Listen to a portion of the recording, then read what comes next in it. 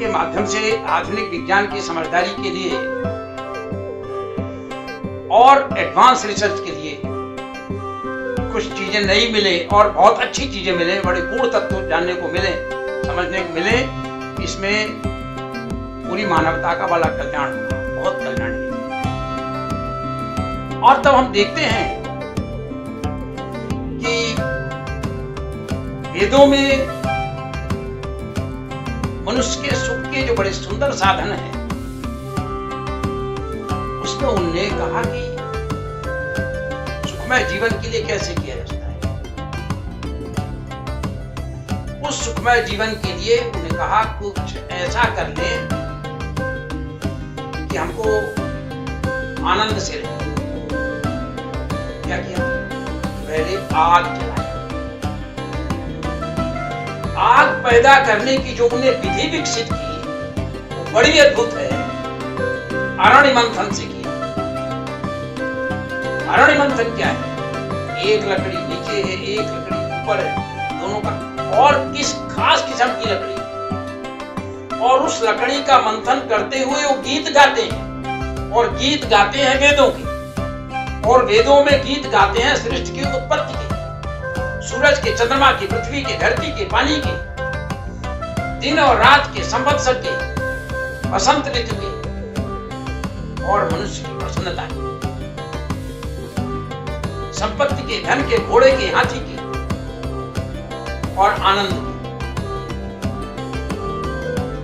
और इन सब का गीत गाते गाते वो उस अग्नि में ऐसे पदार्थ डालते हैं जिनसे हम सबका स्वास्थ्य बढ़ता है, जिसको आज की मॉडर्न भाषा में कहते हैं इसमें एंटीऑक्सीडेंट्स है।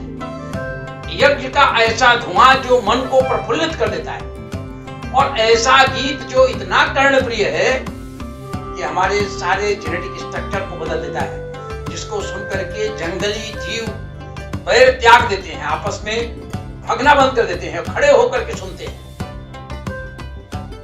वो हिरण हो या शेर हो। हमने चित्रकूट के जंगलों में सुना, संतों ने बताया कि उनके तो आश्रम में शेर आके बैठ जाता था, यहाँ हवन को उनके पास बैठ जाता था। और फिर योग की ऐसी साधना, वही हो जाना, और यह चिंतन आ जाना कि हम ब्रह्मास्मि तो यथा पिंडे तथा ब्रह्मांडे, और अपने स्वरूप को समझ करके सृष्टि के स्वरूप को समझ लेना, और सूरज की भी ऐसी कल्पना करना कि वो भी मनुष्य है, पृथ्वी की ऐसी कल्पना करना कि वो भी मनुष्य है, गंगा की ऐसी कल्पना, नदी की ऐसी कल्पना करना कि वो भी मनुष्य है, चंद्रमा की भी ऐसी कल्पना मनुष्य है। और तब जो ज्ञान हुआ हमारे, भूमिरा नलो वायु का, अष्टधा प्रकृति का, चाहे पर्यावरण के तत्व हो, और चाहे प्लेनेटरी साइंस के तत्व हो, और चाहे इनके आपस में परिक्रमा लगाने की और उनकी गणना की कि कौन कितने साल में लगाता है, कैसे लगाता है, और कैसे दिन रात होते हैं, और कैसे पल और प्रहर होते हैं, कैसे घड़ी होती है, कैसे काल गणना होती है, ये सब समझने के लिए कहा वो हितंभरा तत्व प्रज्ञा, उसका ज्ञान सत्य हो जाता है। जो योग करता है तदा द्रष्टुम स्वरूपे अवस्थानम योगश्चित्त वृत्ति निरोधा। योग से जब अपनी चित्त वृत्तियां, जब मानसिक टेंशन समाप्त हो गया, ठीक हो गई, हमारा उन पर नियंत्रण हो गया, विद्या पंचतया क्लिष्टा क्लिष्टा, जिसको पतंजलि योग सूत्र में बहुत ही सुंदर तरीके से, केवल 2 पेज पृष्ठ की किताब है, 194 लाइनें छोटी छोटी,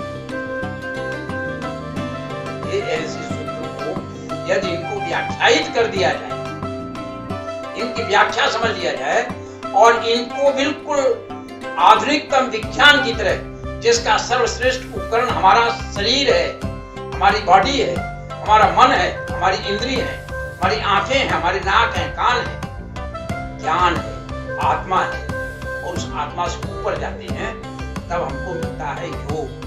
और योग की जो परम साधना है वो है समाज, और उस समाज के परे पहुंच जाएं तो सविकार समाज है और निर्विकार समाज, जिसका बहुत सुंदर वर्णन विवेकानंद ने किया है और तमाम सारे ऋषियों ने इसको किया है। कैवल्य परम पद मिलता है, इसका मतलब अमृत मिलता है, और उस अमृत में मनुष्य अत्यंत प्रसन्नता करता है और जब तक चाहता है तब तक रहा होता है। सारे ज्ञान उसको मिल जाते हैं, सारी आन सब कुछ मिल जाता है, सारा आनंद, और यही जीवन का उद्देश्य है। इस योग को ठीक से वैदिक साइंस से समझा जा सकता है, और ये आधुनिक युग में जैसे पूर्व में था, आज भी मनुष्य को अत्यंत सुखपूर्वक, हम उसको कहा करते हैं हेल्थ, वेल्थ एंड हैप्पीनेस। हमको 3 चीजें चाहिए, हमको तीनों में और बहुत अच्छे से मिले। इन तीनों में से हेल्थ, वेल्थ और हैप्पीनेस में से किसी को घटाया नहीं जा सकता। इसलिए ऐसा मन प्राप्त करने के लिए हमको योग का आचरण करना चाहिए, और वो सबसे सुंदर मिलेगा वैदिक साइंस को समझ